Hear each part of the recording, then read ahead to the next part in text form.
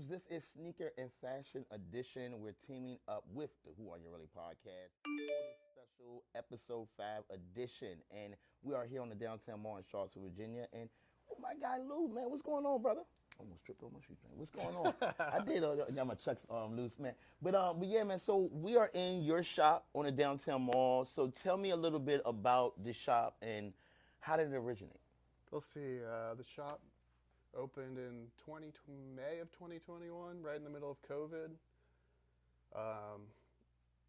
COVID made it possible to actually hunt around for a space for a skate shop in Charlottesville. There's a lot of opportunity in that time. Also, a lot of people skateboarding in that time, and jumped on this spot when I saw it was available, and haven't looked back since. Yeah, man, it's pretty dope. I'm loving the layout and everything that you have going on. So tell me your love for skating. When did that start? I've been skating, I think, since probably about 8 years old, so that would put it in the mid-90s. Gotcha. I think the Ninja Turtles skateboarded, so I skateboarded. Hey, Donatello, what's your favorite Ninja Turtle? You got it. Really? Donatello, bro. Oh, Universe is awesome. The purple, and he's an inventor. And then I think in 4th grade, I got picked up from school, after school program at Venable. You know Venable. Shout out Venable. And I walked in the parking lot, and for the first time I saw a kid on a double kick skateboard, and he ollied up a curb. And when I saw that, it was game over. So got a real skateboard and every day after school. Right. Come home until mom said, come in, do your homework or whatever, come eat. Every day. Every day. Every day. That's where the love started. So just right quick, some of your fondest memories as a kid, what was your most traumatic injury skateboarding? You know, because I know all your skateboarders have a story. I've been pretty lucky. Wow. I'm pretty what's the word, risk averse. So like I'm kind of on I'll take the punishment, but I won't put myself in too much of a bad situation. There's different there's different breeds of skateboarders, and I'm on the little more cautious side. Gotcha. But you know, I've rolled my both ankles countless times. Obviously, never broken anything, luckily. I just knocked on wood for you. but when I was a kid, I was olling off something, and I snapped the tail, and it hit me in the forehead, and it slit my forehead open. Oh, that's what the scar. I see the scar. Yeah, that's the scar. So that's probably like one of those memories like that you're asking about. That's probably one of those memories, you know. It was actually New Year's Eve. I had to go to the ER that night, get stitched up, and then I was at the Battle of the Bands with a huge patch on my head. Like, So you were older. I was like 12. Oh, okay. So what did your mom think of that? Was she saying like, okay, this may not be what I want my son doing? Nah, she's supportive. I mean, I think she was upset that I wasn't wearing my helmet at that age. But you know, she was happy that I was doing something that that I was putting energy into and like really cared about. Also, like, you know, she's just supportive. So Yeah. I was lucky on that front. That's awesome. Yeah. So what's your toughest trick that you've done, that you've ever done or ever attempted to do? Because sometimes you can attempt to do something, maybe not get it all the way. You don't want to attempt it. Okay, you all right. Exactly. That's what I'm saying. That's a tough one, man. Really? It's a tough one. Okay. I think I've done a few fakie flip tail slides in my life. The kids now are better than we were then, because there's so many more kids skating. But like a fakie flip tail slide or kickflip backlip, you know, just like popular semi-tech tricks. But that's not, to me, that's not what's relevant. It's, you know, it's the crew, it's the lifestyle, it's the videos you make, it's the people you meet. Those are the important things, really. So, do you still skate? Yeah. Do you still meet up with the guys? I make videos with the young guys. Awesome. I'll skate with them. They want to see me skate more than I do, but I have arthritis in my lower back, so I try not to push it. But yeah, I'll still smoke half these kids in a game of skate. Hey, so you're still getting it. So okay. All right. So we talked a little bit off air about the history of the DC sneakers, what DC sneakers meant to the skateboarding life. Could you kind of just talk about that a little bit? Sneakers? With DC, mainly the DC. Yeah, so I'll tell you my little. So when I was preteen, 12, 11, 12, 13, it was airwalk. Mm. Airwalk, simple. These were actual legit skate shoes that you could like buy in the mall because they had transcended skateboarding a little bit. So that was my first love in sneakers. Then as I got a little more integrated into skate culture and got the mags, the videos, and more into that stuff, the core stuff, then like it was DC and DVS, things like that. I'm trying to think. Oh, S skate shoes. Those were the big ones. And then, of course, Lakai came along. That was amazing. So, yeah, that was the era of chunky skate shoes. I remember that era. You know, it was baggy stacking pants, chunky skate shoes. And, you know, we were able to skate in it. And they were flat soles, and they were constructed good enough where it got the job done. And it had the counterculture look that you could really identify with. You know, you could really, you know, when you were walking around, people identified you as a skateboarder, and that's, I think, as a kid, what was really attractive about those fashions. Those fashions to now fashion, till where we are now. Do you miss that era? Do you think they need to kind of incorporate that era somewhat into what we're doing now, or should we just leave that era where it was? It's cyclical, so it's always coming back. Yeah, like 15, 20 years, like fashion. Yeah, so like they start, you know, the last 10 years they've been reissuing the stuff that I liked, like DC and S and those brands who are still around have been reissuing the kind of stuff that makes me nostalgic. So the fact that I can get my hands on it means that's what I'm gonna wear. Got you. Yeah, but in terms of like what kids want, skaters don't gravitate towards that stuff because the slimmer stuff is a little more functional, I think. And so that's what skaters use. However, the non-skaters who want the fashion do what they will go in circles of being attracted to the chunkier stuff, which gives it a market, you know, which is nice for me, because they'll make runs of it and I can buy it.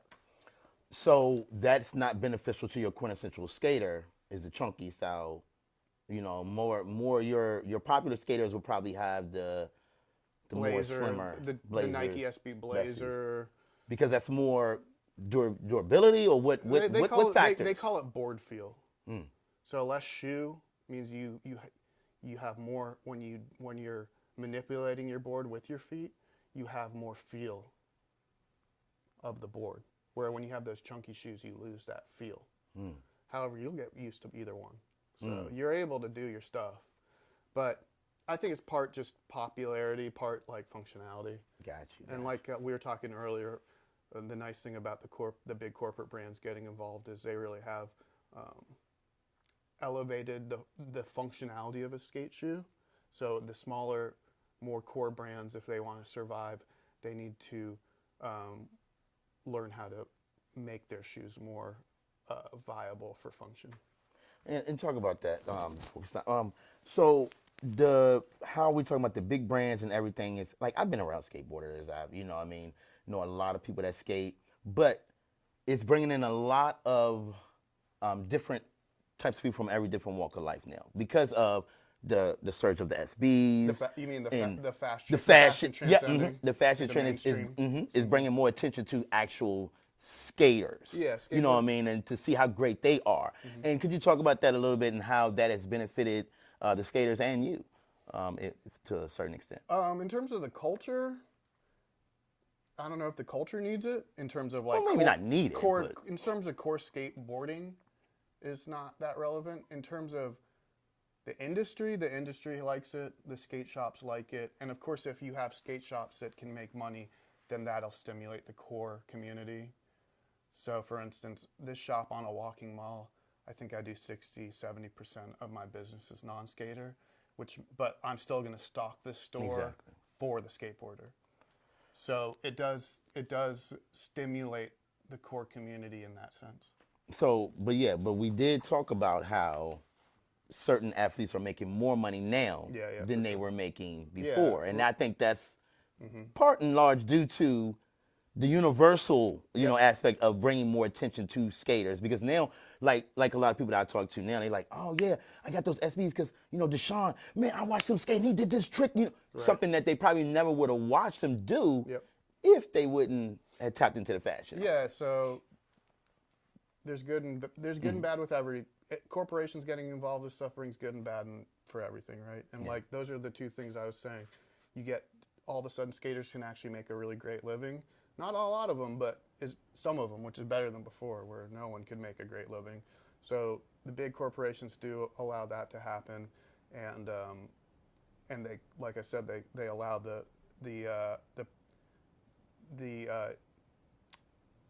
quality of the product to be that much more functional. So does that answer your question? Definitely. So yeah, no, I think it, and you know, it also it does help the core community. It does help the core skater in the sense that people used to be so agitated by skateboarders, and now they're much more enthralled and interested. Why was that though? Why do you think that? I think just any counterculture throughout history, you're going to have your more conservative mainstream elements be fearful of it. You know, be fearful of what they don't understand, especially if they want to associate it with drinking, smoking, yada, yada, yada. Certain lifestyles, right?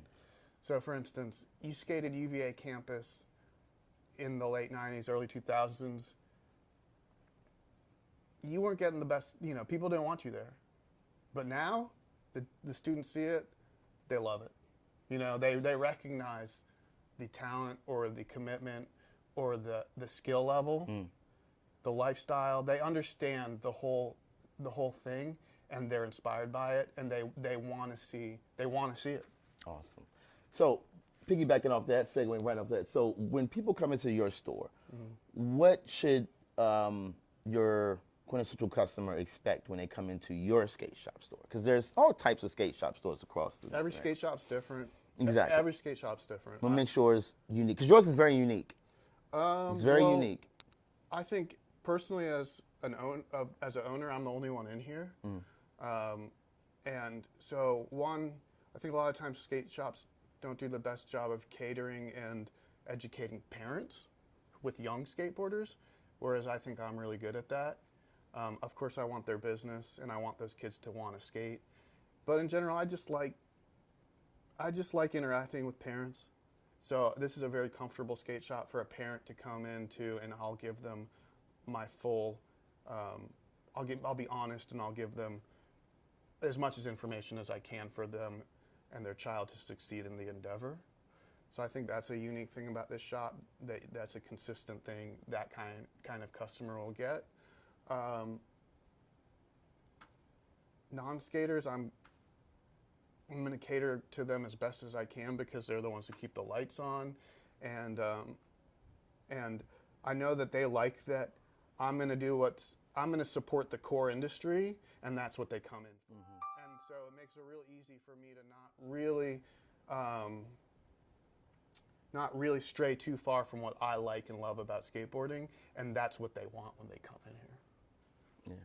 Yeah, because I see, you know, you have a little bit of everything from kind of like every different era that I'm feeling, you know, the vibes that's going on in here, and I really, so these are all custom skateboards that you? These are all small brands. Small brands? Or, you know, small to medium-sized brands. A couple questions for me.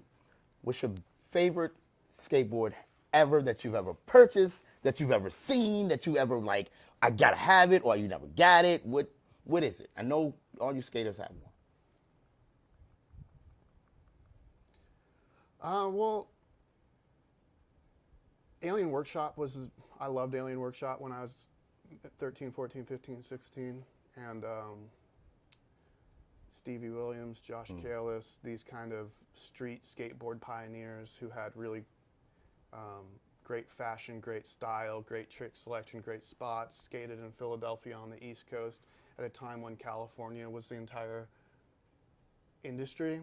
These guys created an industry on the East Coast, and so that's what I that's what I wanted. I wanted the Alien Workshop, you know, and then of course I was in Philadelphia on a trip when I was probably 16 or 17, and I had Josh Kalis shoes on. I had Josh Kalis deck. I was trying to do a 360 flip down a staircase at City Hall in Philadelphia, and Josh Callis showed up. He was just hanging out, and he saw me trying it, and he came up to me. He said, "What board are you using?" And I was embarrassed. I was like, "Well, I'm on your board actually." And he's like, "Oh, it's a little worn out."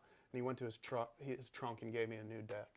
You know, which was actually a deck that. Do you have pictures of that? No, we didn't. That was the time when you didn't do that. It's like that baseball cards. Yeah, it's all.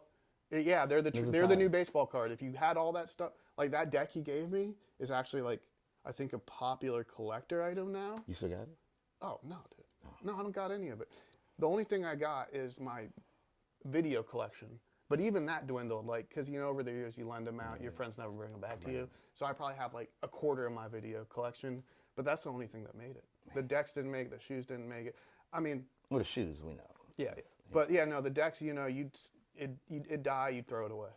Like your parents didn't want it hanging out in their house. You didn't want it hanging out in your small apartment. You know what I mean? You'd either give it to someone who needed a board real bad, or if it was broken, you just throw it away. Yeah, so they are oldie memories now. But yeah, that Kalis board was probably as close as I'm going to be able to tell you. Gotcha. Yeah, it was the Kalis board that had, you know, the Love Park sign, the Love, L-O-V-E. Oh, okay. Yeah, it said, the circle. Yeah, I think it said Josh, J-O-S-H. Oh, that was custom too. And now so it was an Alien Workshop board, and that's a highly So did you make that your board, or did you like skate on a little bit and then you brought another board? I'm not messing this board up. I skated it. Oh, okay. Because I was like, back then, like, you had fresh board. Yeah. You're like, Gotcha. backup board, I'm skating the fresh board. Gotcha. Yeah. Gotcha. So, last question. It's like a two-part question. Your all-time favorite skater, and right now that you're older, who do you like to watch that's new? I'm glad I was just thinking about this the other day, because people ask me these kind of, I mean, for one, the question is a little unfair. There's so many people who. Okay, I mean, well, not unfair, but hard to answer. Okay, so I give you that because there's a lot. So that's in the top three. No, I got answer. You got me? I got okay. you. So I'm gonna go with Josh Kalis as a kid, just because loved him before I met him, and when I met him and he went out of his way to hook me up, you know, that's worth a lot. And he's still very significant to the skateboard scene. And he's a great role model. Yeah. You know, he's someone who was able to have the urban fashion, the urban style, but also like be inclusive and bring kids into that, you know, which I think was at least for me a very positive experience. Nowadays, I'm gonna go with a European named Gustav Tonnesson. He's on I think he's on Adidas. Okay.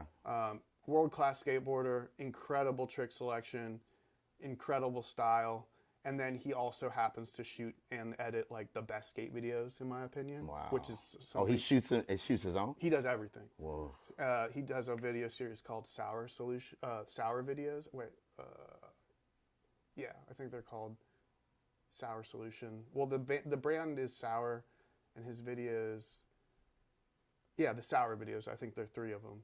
Incredible. So he's one of these guys who over and over Thrasher has him as a candidate for Skater of the Year, but he never gets it. But if you ask me, he should get it every year. So, got you. Yeah. Okay, well that's pretty dope, man. All right, so it's a couple names that I didn't mention, but I just want to touch on right quick. Tony Hawk. How do you feel about Tony Hawk? Is he a little? Tony Hawk's the fun thing for people who don't know anything about skateboarding. That's what I wanted to know your opinion on. I mean, so you don't feel Tony Hawk is that good? No, that's not it. Well, one, he's a category of skateboarding that's not accessible to your average skateboarder. So he's a vert ramp guy. He's not a street skater. Oh, okay. But as you can imagine, especially on the East Coast, but really anywhere, you don't have access to that skateboarding. You have access to street skateboarding. So Tony Hawk was relevant within the industry and relevant within the mainstream being interested in skateboarding because, one, it's contest-based, which is always easier for the mainstream to sink their teeth into. But also he's this right place, right time, great skater, don't get me wrong. Okay. Real talented. Okay. Innovated especially in the vert ramp. You know, the thing that a lot of people don't know is that when the industry shifted to street skating, because that's what kids wanted, because that's what they could do after school, he actually tried to do it. He tried to do more street skating. He's like, this ain't it for me. You know, he's like he's a ramp pioneer, but he wasn't a street skating pioneer. So are these new age skaters? Can they do both? Is it good to do both and be versatile, or is it just like, hey, this is my niche over here, and they have their niche over here as a skater? You will see, like, there's a lot of these like young 20-year-olds nowadays who are becoming the new street skate phenoms, like were ramp gurus as children. They're like soccer mom, skate van mom kids whose moms was like, oh, my son's good at skating. I'm driving him to the ramp X, Y, and, an hour away 3 times a week for him to skate the big ramps. Yeah. And they're just gifted at skateboarding, and they can do it all. But see, for that stuff, you either pick contest or you pick street skateboarding. Contests, you can get money faster, but the core community doesn't care about it. They don't care. They don't want the controlled environment skateboarding. They want the street skating. They want to see you interact with street spots. And so they're drawn to that, and they're so good that they can just go from that to that as they get older. Yeah, that's what I was about to say. Yeah, So it's more of a thing that it's more of a thing now than it used to be. But traditionally, street skaters they're not gonna they won't even drop it. I mean, they might try to drop it on a half pipe, but they don't want to touch it. That's not what they train in. That's not what they practice. It's not what they watch. It's not what they like. They want to skate the street spots. They want to interact with the street spots, with the trick selection that the core community likes. Yeah. Well, thank you. I see a lot of rappers, a la Lil Wayne, that's doing a ramp, but they won't be out there on the street doing it. I see them. So is that easier to do? I mean, he gets hurt a lot, but it's just it's a matter of, well, in skateboarding we have what's called crusty. Street spots are harder to skate because they're not controlled environments made. So skate parks, you're always going to be able to level up in a skate park easier because it's catered to you. It's tailored for you. It's perfectly smooth. Every little thing about it is made to be easy, not easy, but skatable. And so Lil Wayne, I bet you he could go get some street clips, but it's just not for him. Like, he has a long day of doing X, Y, and Z. It's so much easier for him to go to a park, I'm sure, and just have a good time at a skate park. House. And he from what I can tell, he likes leveling up. He likes, and this is what everyone in skateboarding does, he likes setting his own he likes getting better a little bit at a time every time he skates. And just a skate park's such a great place to do that in. So I give him a lot of respect for, like, it's always about him versus skateboard. And he's going to put himself in environments where he can do new things, because at the end of the day, when you do a new thing in skateboarding, you go home and you feel great. And, that's why it builds character, because 50% of the time you're not going to get what you want. You're going to go home and hate yourself, and learning to deal with that. Learning to deal with, okay, well, you got to struggle sometimes to then meet your goals, That's why it builds character. I see. He's earned your respect and a lot of other people's respect. I mean, yeah. I like his music growing up too. Yeah, so I mean, the fact that he transitioned into and he's taking it serious though. He's actually taking it serious. He's not just somebody just playing around with. You can tell when you see someone skating, you're like, okay, yeah, that dude's rolled his ankles several times. Really? You know what I'm saying? Like, he's hurt himself. Okay. You can tell by what he's doing. Okay. He's pushing himself. So yeah, I respect him a lot. Awesome, man. Well, Sneaker and Fashion Edition episode 5 has come to an end. I want to thank my guy Lou. Appreciate you. Yes, Downtown Mall, and the name of the shop is? Cinemaskateshop. I'm here at least Tuesday through Saturday, 12 to 6. I'll be here. Come in, ask me questions about skateboarding, and check the shop out. Yeah, y'all know what it is, man. Episode 6 is going to be crazy, man. Y'all know what it is. It's your boy E. Jones, Sneaker and Fashion Edition. Who are you really? We're out.